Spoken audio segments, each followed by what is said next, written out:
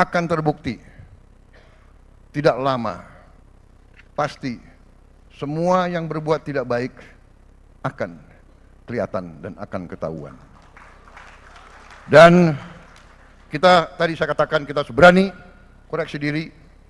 Saya sudah sampaikan kepada semua partai yang mau bergabung dalam koalisi saya terang-terangan saya katakan. Semua ketua umum, semua perwakilan saya katakan, saudara-saudara, jangan menugaskan menteri-menteri yang saudara tunjuk di pemerintah yang akan saya pimpin, jangan saudara tugaskan untuk cari uang dari APBN, APBD. Zamannya sekarang susah. Ini zaman digital, ini zaman teknologi, ini zaman pengamatan sangat cepat. Jangan coba-coba. Tapi kita mengakui, kita dengan cara yang halal, dengan cara yang baik, kita mengerti setiap institusi, setiap organisasi, setiap partai politik pasti perlu uang, pasti perlu sumber daya. Ini terbuka saja kita. Mari kita kelola kekayaan kita sehingga kita bisa mendukung semua institusi dengan baik. Terang-terangan. Kenapa tidak? Saudara, kita berkumpul pada hari ini dalam suasana yang seharusnya penuh dengan optimisme, dengan keyakinan akan masa depan yang cerah.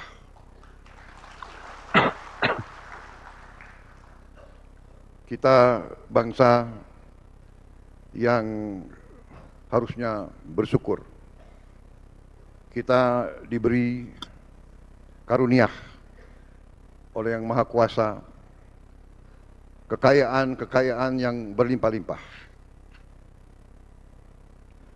Tetapi saudara-saudara sebagai wakil-wakil rakyat, saudara-saudara sebagai pemimpin-pemimpin politik, kita semua harus juga punya tanggung jawab yang besar untuk memimpin dengan benar, untuk memimpin dengan baik. Para pemimpin harus berani menghadapi kesulitan. Para pemimpin harus berani menghadapi kenyataan. Ada kecenderungan bangsa kita harus akui, banyak di antara bangsa kita yang suka menghindari kesulitan. Saya berharap pemimpin-pemimpin muda dari PKB tidak akan takut untuk menghadapi kesulitan. Bangsa yang besar adalah bangsa yang berani menghadapi kesulitan. Kita harus berani menatap wajah kita sendiri di cermin. Kita harus berani koreksi diri kita sendiri. Dan di tengah karunia yang berlimpah-limpah, yang luar biasa, yang tidak bisa diduga, yang menjadi sumber daripada rasa iri bangsa-bangsa lain, kita juga harus mengakui kelebihan dan kekurangan kita. Saudara-saudara, saudara-saudara sekalian, di tengah kekayaan yang berlimpah, kita harus akui bahwa kita sebagai bangsa punya kekurangan dalam mengelola dan menjaga kekayaan tersebut. Kita harus berani mengakui terlalu banyak kekayaan kita yang bocor. Kita harus berani mengakui banyak kekayaan kita yang seharusnya dinikmati oleh rakyat tidak sampai ke rakyat. Maaf, Saudara mengundang saya bicara apa adanya. Mungkin saudara sudah mengerti Prabowo Subianto. Kalau berani mengundang Prabowo Subianto harus berani mendengar yang gak enak. Betul. Saya bisa di sini, bisa berdiri di hadapan saudara-saudara. Saya bisa janji apa saja yang saudara senang. Ya apa PP saya akan segera ganti, bisa.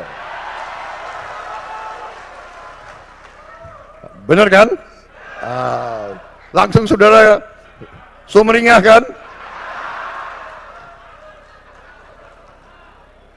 Saudara-saudara, sebelum itu saya harus mengatakan, kita sekarang harus menjaga kekayaan kita. Kita harus mengurangi kebocoran-kebocoran itu. Masih terlalu banyak korupsi di Republik ini.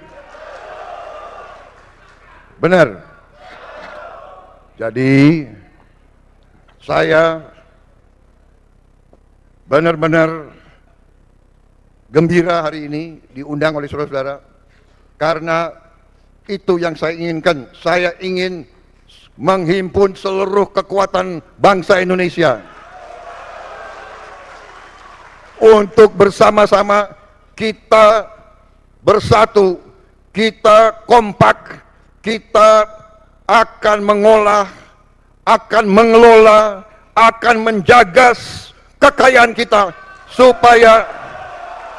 supaya bisa dinikmati, dirasakan kebutuhan oleh rakyat kita, saudara sekalian.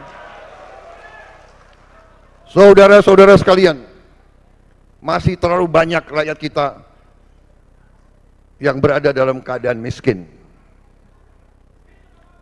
Orang Indonesia ini selalu pinter cari istilah yang enak didengar.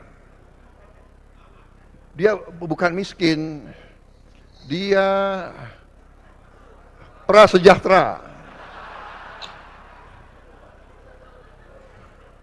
Dia sebetulnya adalah berharap meningkat ke kelas menengah, aspiring middle class, itu istilahnya itu, istilah ilmiahnya itu, aspiring middle class. Dia aspire, dia berharap ke tingkat menengah. Apa artinya kalau dia berharap ke tingkat menengah? Berarti dia belum ke tingkat menengah kan? Berarti ya dia miskin. Pinter aja itu banyak ya orang-orang akademis itu. Mbok ya bilang miskin ya miskin gitu loh. Gak enak. Tapi kita sebagai pemimpin, kita harus berani lihat itu. Kita harus berani lihat kesulitan. Bagaimana kita atasi. Masih ada banyak anak-anak yang lapar, berangkat ke sekolah tidak makan pagi. Ini harus kita atasi sekarang, hari ini. Semua anak-anak, termasuk yang di pesantren, saudara sekalian.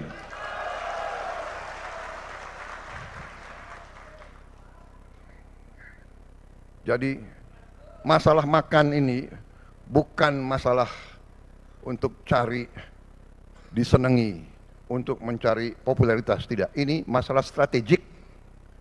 Ini adalah menyelamatkan masa depan bangsa Indonesia. Kalau anak-anak kita kurang gizi, dia tidak bisa bersaing.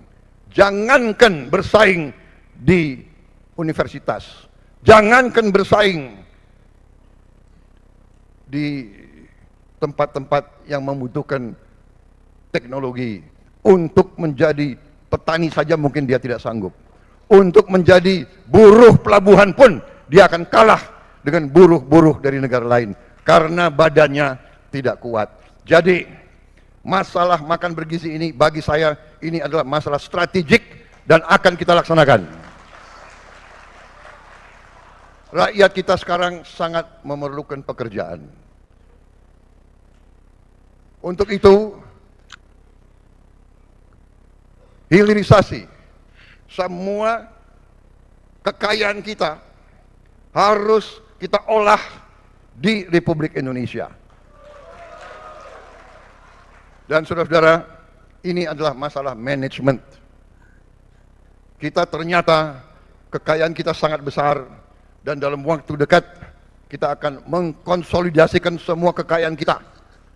Mengkonsolidasikan dan mengawasi, mengontrol dan memanage kekayaan kita supaya kekayaan kita tidak tercecer, tidak dirampok, tidak dicuri, dipakai untuk seluruh rakyat Indonesia. Dengan demikian saudara-saudara, saya optimis Indonesia bisa menjadi kuat walaupun keadaan dunia sangat tidak menentu. Keadaan dunia dalam keadaan yang sangat rawan. Sangat rawan. Ada pemimpin-pemimpin dunia yang penuh dengan, menurut saya, sikap-sikap yang tidak arif. Tadi disampaikan oleh Pak Muhaimin, kita perlu toleransi, kita perlu kearifan, kita perlu suatu suasana yang saling menghormati, bukan saling memaksa kehendak sendiri. Tetapi ada bangsa-bangsa yang saat ini mau memaksakan kehendak sendiri. Kita lihat di depan mata kita, tiap malam kita lihat bagaimana rakyat tidak berdosa, ibu-ibu, anak-anak dibantai, dibom, bukan dalam jumlah sedikit, dalam jumlah ratusan ribu. Dan sikap-sikap yang seperti itu sedang membawa dunia dalam keadaan yang sangat rawan. Saudara-saudara, Israel mengatakan akan menyerang Iran. Iran mengatakan siap menerima serangan dan akan membalas secara besar-besaran. Saudara-saudara, diduga bahwa Iran sudah melaksanakan uji coba nuklir. Jadi kalau tidak ada kearifan dari negara-negara besar, dunia dalam keadaan yang tidak baik. Indonesia, kita bersyukur bahwa kita saat ini menikmati keadaan damai. Kita bersyukur ibu kota kita tidak dibom. Kita bersyukur anak-anak kita masih bisa ketawa, walaupun sebagian dari mereka dalam keadaan yang susah. Kita bersyukur kita masih punya suatu negara di mana partai-partai yang berbeda bisa duduk, bisa bicara, bisa tukar-menukar pandangan. Kita bersyukur bahwa kita menghormati perbedaan. Kita berbeda, kita kumpul. Berbeda, bisa kerjasama. Saudara-saudara sekalian, walaupun dalam pemilihan yang lalu PKB mendukung yang lain, tapi saya mengatakan dari awal, saya yakin pada saatnya PKB akan kembali mendukung saya.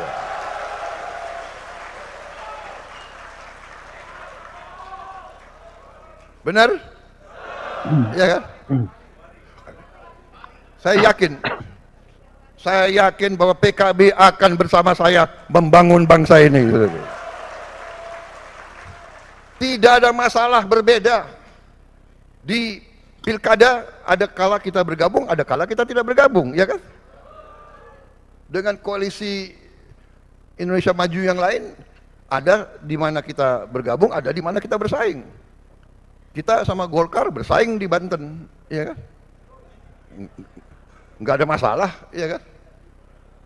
Kita di Jawa Barat juga bersaing sama PKS. Di Jawa Tengah Sama PKB kita gabung ya. Mana Gus Yusuf? Wah. Beres ya. Wah.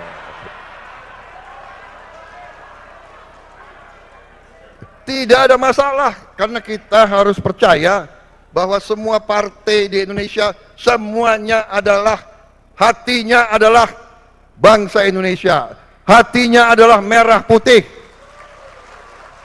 Jadi kita harus punya sikap bahwa demokrasi Indonesia harus demokrasi yang khas, tidak usah kita ikut-ikut negara lain. Kalau sudah oposisi, musuhan, ya kan? Kalau udah berbeda, nggak mau lihat-lihatan. Buktinya saya mau datang ke sini, ya kan?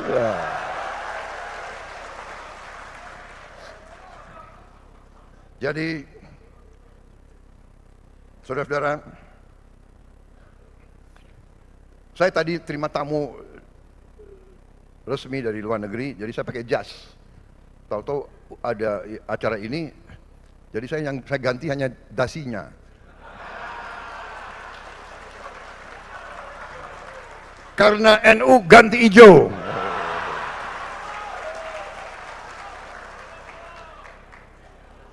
Saya nggak tahu kapan diundang PDIP. Ini bukan minta diundang loh. Tapi kira-kira kalau diundang ganti merah. Bukan, ini namanya solidaritas, ya kan? Bahwa walaupun PKB adalah partai agamis, partai religius, tapi PKB adalah partai religius yang nasionalis. Partai Gerindra, partai nasionalis yang religius. Iya. Saya kalau dipanggil kiai datang, saya nggak berani nggak datang, ya kan? Mau maju, minta doa, ya kan? Tentara itu pasti dekat sama kiai. Setiap mau berangkat perang yang dicari pertama kiai. Bener kan? Minta doa, ya kan? Minta dimandiin. Karena siap mati kita, berangkat udah siap mati, belum tentu kembali. Ya sekalian kita. Saudara-saudara sekalian. Jadi, suasana inilah adalah Indonesia. Saudara-saudara, ada segelintir orang yang punya budaya caci maki, jelek-jelekin, cari masalah, ya kan? Padahal saya percaya mereka ini mungkin sudah ditutup hatinya, ditutup matanya. Saya tidak paham mereka itu, ya. Kesulitan, kekurangan kita akui, kita atasi bersama. Koreksi, kita koreksi. Tapi bangsa yang besar janganlah mempunyai adat, mempunyai kebiasaan caci maki antara kawan, caci maki dengan pemimpin, caci maki itu saya kira tidak baik. Itu bukan ajaran agama kita, itu bukan ajaran agama-agama lain pun. Saudara-saudara, rakyat kita tidak suka mereka-mereka yang bicaranya kasar, ya. Pribadi kita bukan pribadi seperti itu. Jangan bawa budaya-budaya dari mana. Bangsa Indonesia adalah bangsa yang penuh sopan santun. Saudara-saudara, kritik dengan baik, koreksi dengan baik. Saudara-saudara sekalian,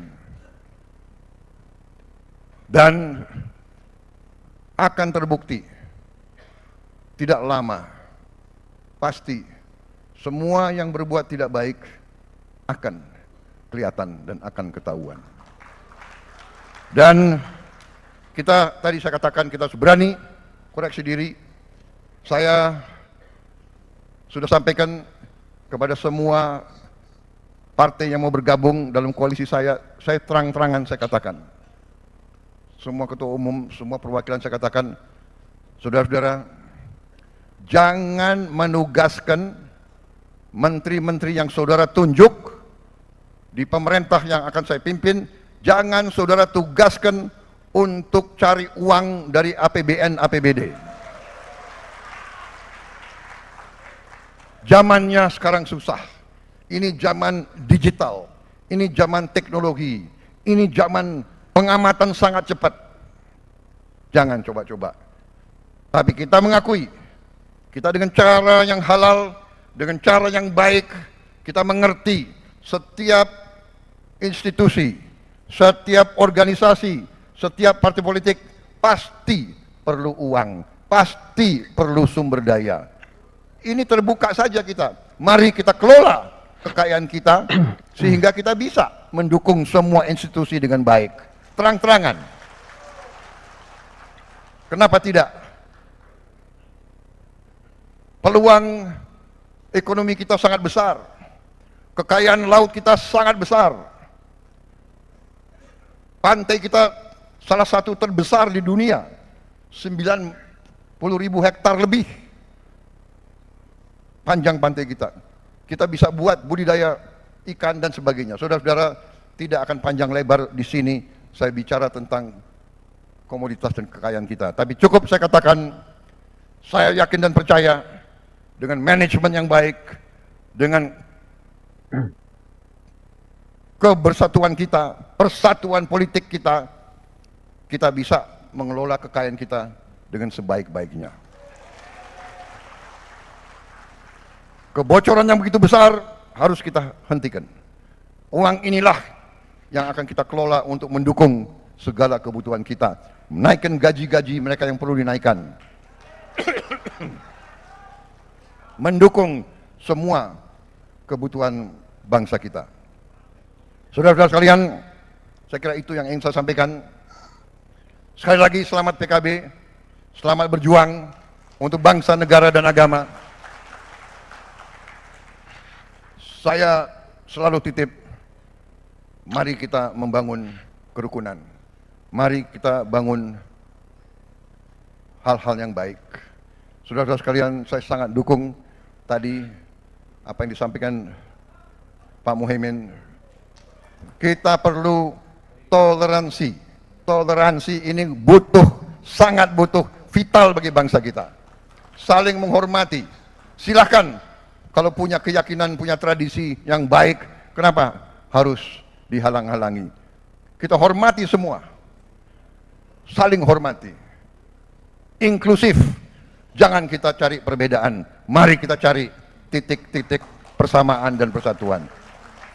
Saya kira itu yang ingin saya sampaikan. Selamat melaksanakan rapat koordinasi. Dan mari pada saatnya nanti kita bekerja bersama untuk rakyat kita. Terima kasih atas perhatian saudara-saudara. Saya mohon maaf kalau ada kata-kata saya yang kurang berkenan di hati saudara-saudara sekalian. Wassalamualaikum warahmatullahi wabarakatuh. Terima kasih. Sebuah pidato dari Presiden terpilih Pak Prabowo Subianto yang sangat berapi-api di depan kader Partai Kebangkitan Bangsa. Apa yang disampaikan oleh Pak Prabowo adalah sebuah gambaran tentang cita-cita membangun Indonesia, dan itulah saya rasa diperjuangkan oleh beliau sampai berkali-kali maju di dalam kontestasi untuk menjadi pemimpin nasional.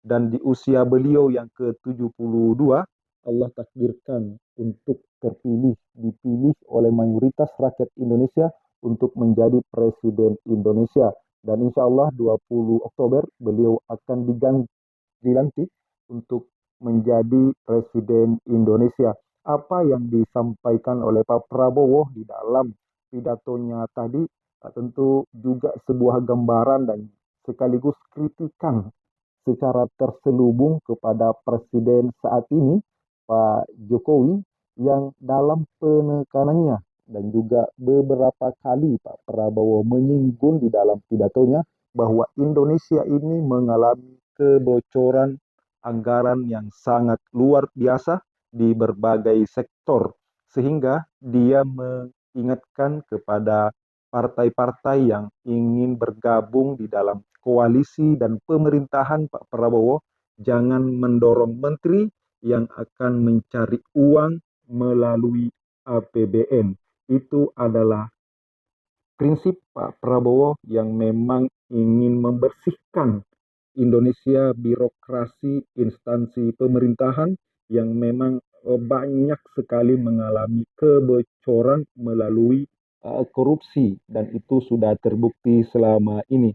Ini sindiran Pak Prabowo kepada Pak Jokowi yang anggaran bocor di berbagai sektor tentu adalah hal yang Pak Prabowo alami dan rasakan apalagi beliau dalam periode kedua Pak Jokowi ada di dalam pemerintahannya sebagai Menteri Pertahanan. Cita-cita besar kita nantikan di tangan Pak Prabowo memimpin Indonesia bagaimana beliau bertekad ingin menyelamatkan bangsa ini dari keterpurukan dan menurut Pak Prabowo sekaranglah mulai waktunya untuk membangun Indonesia khususnya mensejahterakan rakyat Indonesia. Kita doakan semoga Pak Prabowo ke depan memimpin Indonesia ini diberikan kekuatan, kesehatan untuk menegakkan cita-cita kemerdekaan para pendiri bangsa yang sampai saat ini belum terwujud. Sehat selalu Pak Prabowo. Insya Allah Ibu Pertiwi akan tersenyum dengan kepemimpinan Pak Prabowo.